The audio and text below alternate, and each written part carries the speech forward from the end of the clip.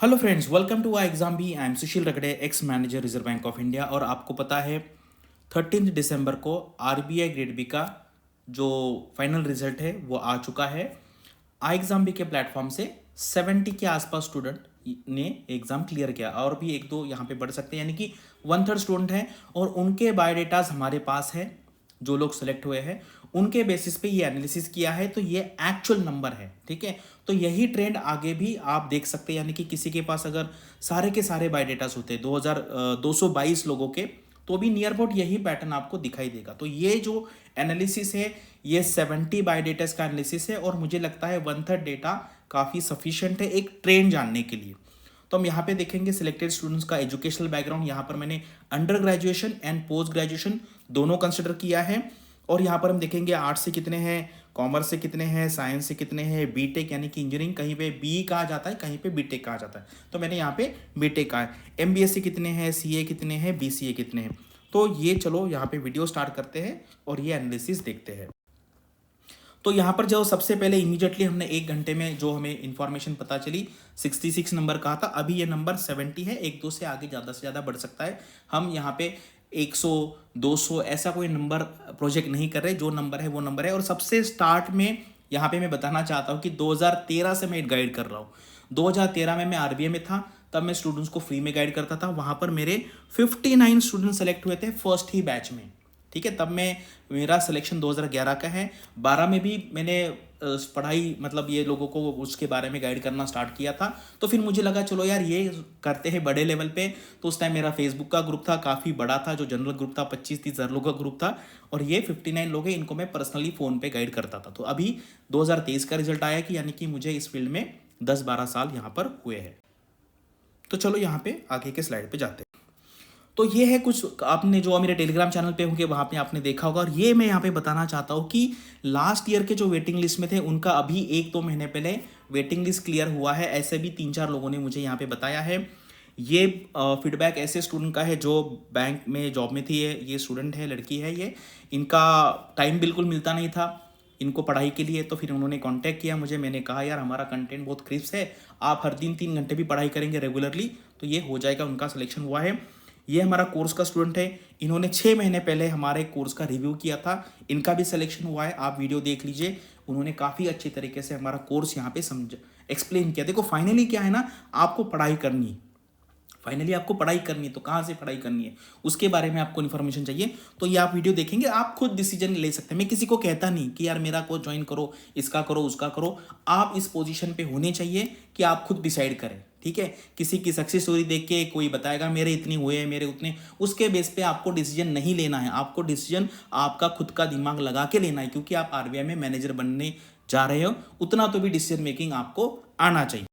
ठीक है, चलो अभी देखते हैं। ये ग्रेजुएशन है, टोटल हमारे पास ये 70 लोगों का डेटा है। लास्ट ईयर हमारे 115 स्टूडेंट हुए थे। लास्ट ईयर वैकेंसी भी ज़्यादा थी और उसका भी एनालिसिस अवेलेबल है, वो भी आप देख सकते हैं। ये भी इस साल का एनालिसिस 70 स्टूडेंट्स का जो आई एग्जाम बी के स्टूडेंट सक्सेस हुए उनका है।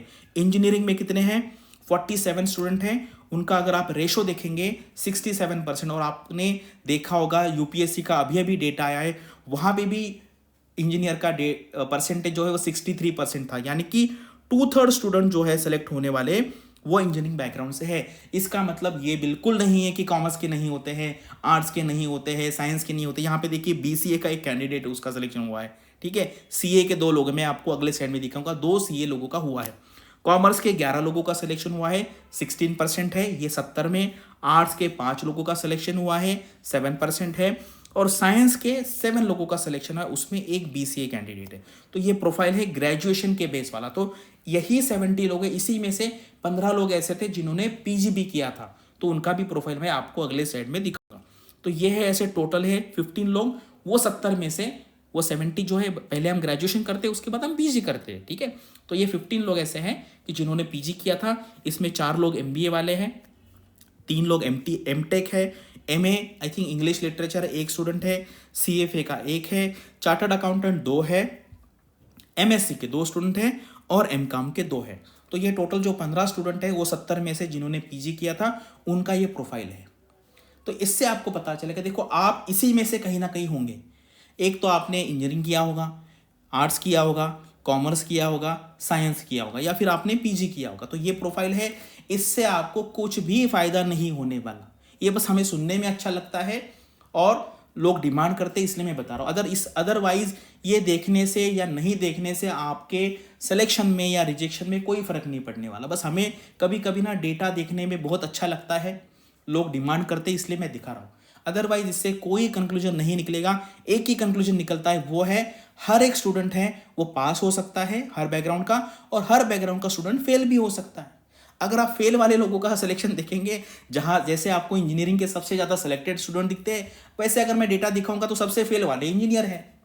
तो उससे हम ये थोड़ी कंक्लूजन निकाल सकते कि इंजीनियर सबसे फेल होते तो मैं भी फेल हो जाऊंगा। ठीक है, डेटा जो होता है ना, वो बस डेटा हम उसको किस तरीके से देखते हैं वो है। अगर मैं इसी को उल्टा दिखा देता कि इंजीनियरिंग के कितने फेल हुए, तो आपको लगे यार इंजीनियर तो सबसे ज़्यादा फेल हो रहे। तो ठीक है, ये देखने से बस आप एक ही लेसन लीजिए, हर एक को चांस है और हर एक को चांस नहीं भी है, ये आप पे डिपेंड है। देखो बीसीए वाला एक लड़का हुआ है, अगर उसके पहले उसने लिखा होगा यार बीसीए वाला एक भी नहीं बनता तो मैं क्यों प्रिपरेशन करूं, उसका हो गया। सीए वाले 2 लोगों का हुआ है। सीए वाले कम इसलिए होते हैं, एक्चुअली वो ब्रिलियंट है, लेकिन उनका ये क्वांट इंग्लिश रीजनिंग इतना स्ट्रांग नहीं होता है। अदरवाइज अगर ये सिर्फ फेज 2 के बेसिस पे हो जाता तो सीए 1/3 हो जाते। लेकिन प्रीलिम जो है फेज 1, ये बहुत बड़ा हर्डल है, बहुत बड़ा हर्डल है ये। जिनका क्वांट अच्छा नहीं है, रीजनिंग अच्छा नहीं है, वो आरबीआई में पास नहीं हो सकते। ठीक है, लेकिन आर्ट्स के स्टूडेंट हुए क्या हुए ना, कितने सारे आर्ट्स के स्टूडेंट, क्यों? क्योंकि उन्होंने पढ़ाई की है। तो जिनका आर्ट्स बैकग्राउंड है, कॉमर्स है, उनको बहुत मेहनत करनी पड़ेगी क्वांट इंग्लिश पे, रीजनिंग पे, तब वो आप आगे जाएंगे। हमारे पास डेटा है, हम ऐसा बिल्कुल नहीं कह सकते ये होते नहीं है, उनको मुश्किल होता है ये निकालना। अदरवाइज हमारे पास एग्जाम्पल है। और अगर नहीं भी होगा, मान लीजिए यहाँ पे एग्रीकल्चर का कोई ग्रेजुएट दिख नहीं रहा, तो इसका मतलब ये नहीं कि एग्रीकल्चर होते नहीं, वो यहाँ पर कम भी आते हैं, वो यहाँ पे कम लोग टारगेट करते हैं। अगर आप देखेंगे हमारे सीपी जोशी सर, वो एग्रीकल्चर बैकग्राउंड के हैं, उनका सिंगल डिजिट रैंक आया था। तो ये होता है, तो ये बस देख लेना है और खुद को ये बोलना है कि यार हर एक को चांस होता है और आगे बढ़ना है। अदरवाइज ये ऐसे जितने भी डेटा, कोई भी डेटा आता है तो स्टैटिस्टिक्स का कोई मीनिंग नहीं रहता। स्टैटिस्टिक्स से हम कोई कंक्लूजन नहीं निकाल सकते। वो आपको स्टैटिस्टिक्स में कैसे होता है पता है, कि जो आप बताना चाहते हैं लोग उस तरीके का डेटा दिखाते हैं। आपको खुश करना है तो उस तरीके का डेटा दिखाएंगे, अगर उसी डेटा को अलग तरीके से प्रेजेंट करेंगे तो आप ना खुश भी हो सकते हैं। ठीक है, तो ये बस वीडियो देखना है, जैसे हम बोलते हैं ना पिंच ऑफ सॉल्ट होता है, उस तरीके से इसको देखना है, ऊपर ऊपर देखना है और आपकी पढ़ाई यहाँ पे कंटिन्यू करनी है। Thanks for watching this video, all the best for your studies and upcoming examinations.